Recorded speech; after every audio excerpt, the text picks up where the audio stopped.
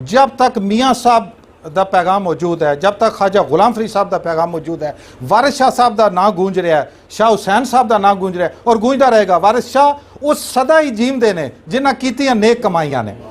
जब तक ये ना जिंदा रहेंगे उस वक्त तक पंजाब दी पंजाबी दी सांझ नूं कोई नहीं तोड़ सकता, कोई नहीं तोड़ सकता। ये सब मदारियां दे काम ने जेड़े अपने अपने लान वास्ते अपने वो मेला सजान वास्ते एक नवी डुगडुगी लैके आ जाते हैं। असी जड़ा वो रिसेंटली एक मसला होया जिस तो बहुत सारे दोस्त वाकफ ने कि मरदमशुमारी के मौके पर अच्छा मैं जिथे खड़ा ये मियाँ साहब का इलाका है, मैं नस्ली तौर पर मियाँ साहब के कबीले तो तलक रखना। अच्छा मेरी शनाख्त का फैसला कोई बाहरला किंज करेगा? मेरी शनाख्त का फैसला मियाँ साहब कर गए ने। सो या तो मियाँ साहब तो उपर आओ, मकाम पैदा करो ऊपर, फिर असी तुहाडी गल सुनांगे, वरना किस तरह मुमकिन है? और वो हो गया जी कि पठोहारी जड़ा है उसनों अलग, पंजाबी तो नहीं अलग है, अलग जुबान है। मेरे वीरों सिर्फ 2 पॉइंट समझ लेना, मनु यकीन है तुहाडे चों हर शख्स पंजाब की साझ दा ज़ामन बन जाएगा। सिर्फ 2 चीज़ों समझ लेना। क्या असी मियाँ साहब नूं, वारिस शाह साहब नूं, शाह हुसैन साहब नूं तकसीम कर सकने हैं? उन्हां दी जुबान नूं तकसीम कर सकने हैं? इस अदबी शेरी लिसानी रवायत नूं तकसीम कर सकने हैं? फिर इस धरती नूं कोई तकसीम नहीं कर सकता, ना ही कोई सानू वड़ सकता, ना इस कौम नूं तकसीम कर सकता। और दूसरी चीज़ जिहड़ी पोठोहार दे दोस्तां वास्ते बिलखसूस मैं एक सुनिया कह लो, दरखास्त कह लो, बेनती कह लो कि जदों भी कोई मजबूत दरख्त होंदा है, जुबाना जदों वड्डियां होंदियां ने दरख्तां की तरह हो जांदियां ने, उन्हां दियां टहनियां निकलदियां ने, शाखां निकलदियां ने और उन्हां शाखां दे विचों किसी दा रुख मगरब की तरफ होंदा है, किसी दा मशरक की तरफ, किसी दा शुमाल की तरफ, लेकिन उन्हां सारियां दा मुंड एक होंदा है और उदों तक जिंदा रहंदे ने जब तक मुंड नाल जुड़ी रहेगी। सो दुश्मन हमेशा की करेगा? अगर वो दरख्त नूं मुंडू नहीं पड़ सकता उहदियां डालियां वड्डेगा।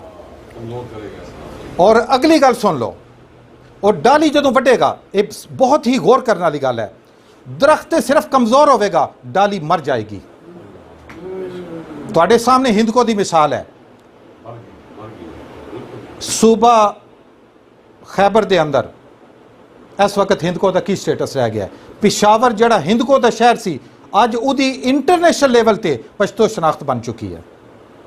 हिंदको अपना मकाम, अपनी ताकत खो चुकी। क्यों?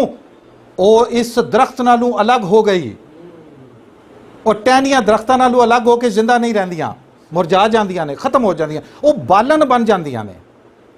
सो अपने आप नूं बालन ना बनाओ, मुंड नाल जोड़ी रखो ताकि जिंदा रहो।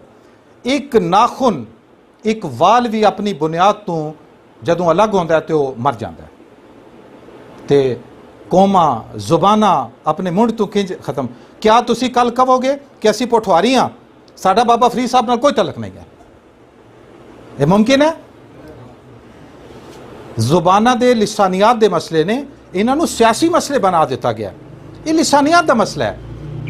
क्या कश्मीर मुजफ्फराबाद तो चलन वाला बंदा जदों पिंडी आंदा है उसनों कोई दूसरी जुबान बोलनी पैंदी, या वो अपनी जुबान ही बोलता है तो सारे समझ जाते हैं?